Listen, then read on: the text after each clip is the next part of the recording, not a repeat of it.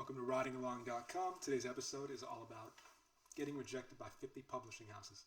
So, yeah, there are 50. There's not just that 5. You can add a 0 to it and you'll find out that there are plenty of publishers, lots of small, and they're struggling. They have a hard time. So, don't feel too intimidated by them. This may or may not be a true story. Does it really matter? It's a channel about writing after all, and none of this is really about me. It's about you right now. If you're sending out your publishing pages, if you're sending out your manuscripts and you're just getting rejected by everyone, left and right, don't let that discourage you from writing itself, because you're not writing for the publisher, are you? Are you writing to impress a publisher? What's going to happen when you do and you check all their marks and then you get out there and they sell your books, they market them, they use them however they need to use them to save themselves because they're tanking right now. People aren't publishers, they're writers, they're readers. They're readers and writers. So you're going to reach an audience but not actually find them if all you're obsessed with is this publisher rejection letter. Focus on your writing right now. If you need to hear this, if you are just incredibly discouraged by this terrible place right, it seems just awful in terms of getting a book deal. Maybe you did get a book deal, or you got one offer. Maybe that'd be nice, right? You might be imagining, but guess what? Even if you did get that one offer, it might not be the one you're looking for. It might actually discourage you even more. What? Only this much for what I just wrote? Is that all that they're seeing me for? And this is the only answer I got?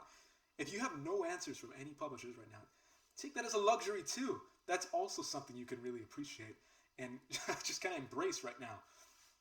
Take it as is and realize that publishing isn't the be-all, end-all. It's not the end goal for writers. Writing itself is. Writing a book is. So check out this 10-part guide if you're really stuck right now on writingalong.com. It has everything you need to get started with writing your book. I assume if you've gotten rejected, though, you might have already written something. Or you might have just pitched an idea, in which case you're going to need that anyways.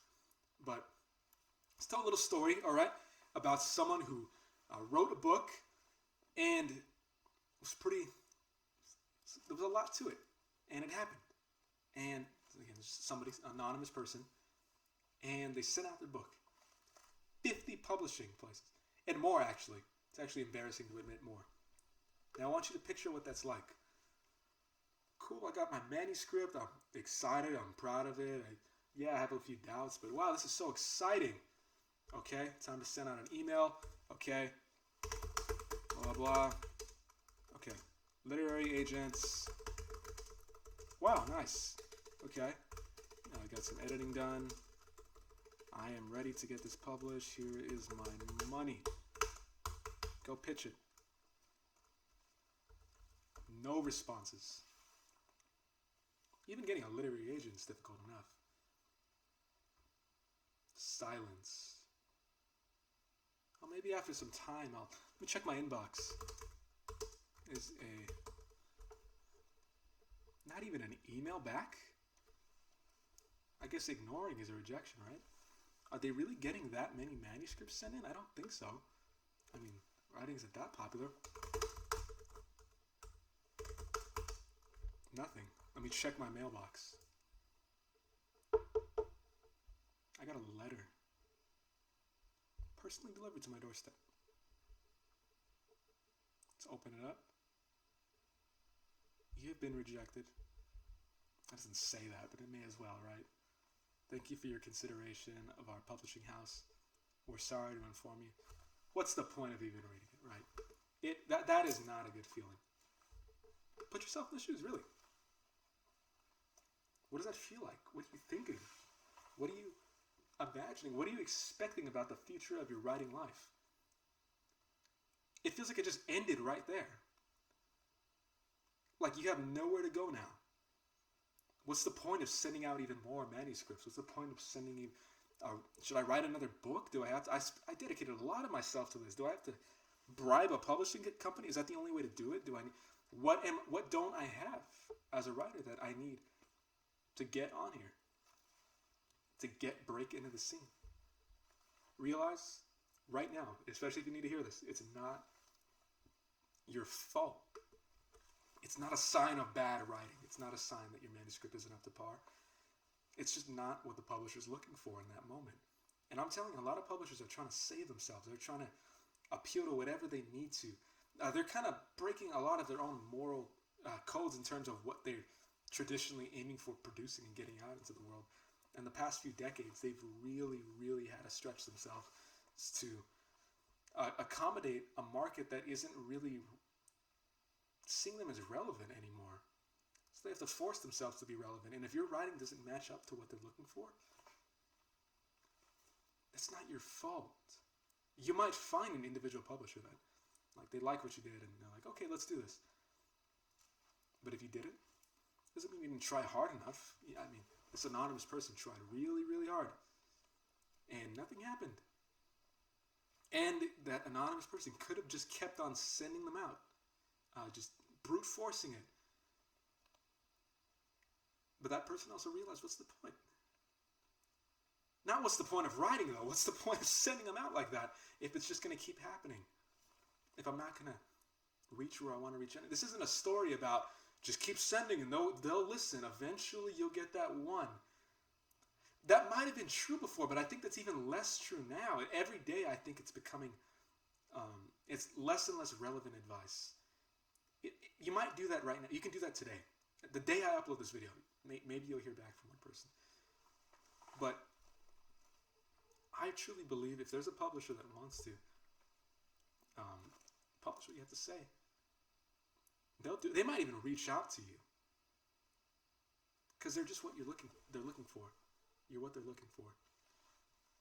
But is what they're seeking what you want to be as a writer anyways?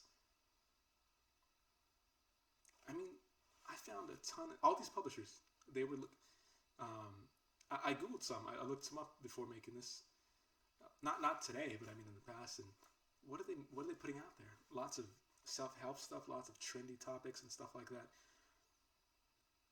And they're doing what they need to. And the book covers are all the same. They're just what people are familiar with now in this current wave, this current literary wave, whatever it is. And that's all it is. That's all the publishing world is doing right now. You don't have to concern yourself with their activities. You don't have to align yourselves with their agendas. While they're struggling to live, you as a writer can disregard that and let them be. Don't dedicate any more frustration, hate, or anger, or why aren't they singing this? Like, really? Not even a response from most of these places? It's not your concern as a writer.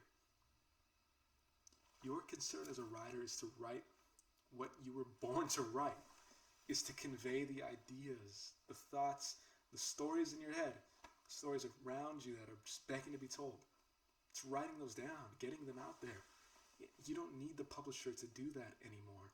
You could find one, maybe, but don't think that's what you have to live up to. It's not the golden standard. It's not the tell of whether you're a good writer or not.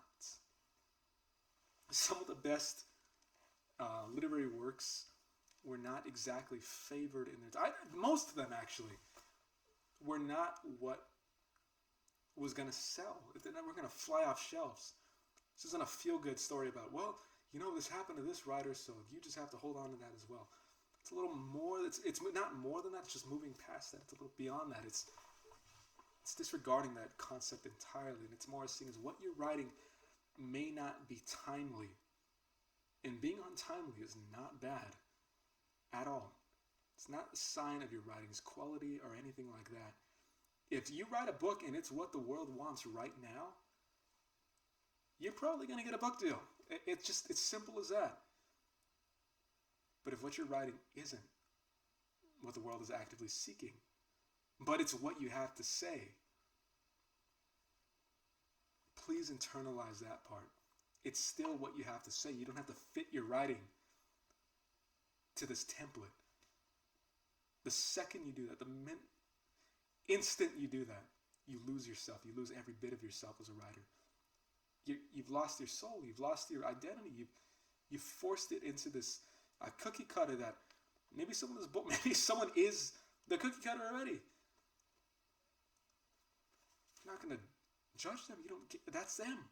But what you have to say, don't filter it.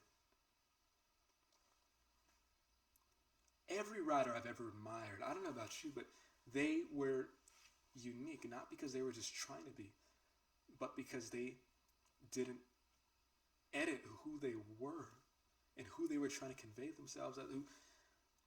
Their self-expression wasn't altered by something. Maybe it was marketable at the time, maybe it wasn't. But your writing should never conform to what a publisher is looking for, or else you're going to stop. You're going to deprive yourself of one of the greatest joys in life. One of the most fulfilling things you can do in life is writing a book, is expressing yourself and sing it out there. It doesn't have to be in trillions of copies flying off the factory conveyor belts in every bookstore, but that part isn't what matters. The actually fulfilling part that you feel, the part that keeps me creating this content is because I want others to experience it as well, what it's like to feel comfortable and confident expressing yourself through writing. It's something you can't buy. The feeling itself, you can't buy that, but to get there is something that everyone can do. Everyone can feel it and experience it too, that sense of wholeness that writing can actually bring you. Check out How to Write a Book in 30 Days at writingalong.com. It's going to push you in the right direction if you don't have that manuscript yet. And if you do, still check it out for writing advice, especially if you're going to write another book after that. Pursue other means. Right now, just write your manuscripts. If you don't have the means to publish them right now, you're self-published. If you don't have the resources on your own to do that, then just keep writing. And don't mull over this one work. It doesn't hurt you at all to just write your next book. Write the next one after that. Keep writing them. You'll find that writing itself was actually the joy. Writing itself was why you were doing it. Not necessarily all the superficial stuff that's kind of sprinkled over as what is really important. Don't miss out on what really matters. Not because I say it matters, but because you're going to feel it and you're going to recognize it and be, oh, that's what it was all about. That's what writing was always all about. Thanks for stopping by on today's episode, and I'll see you around.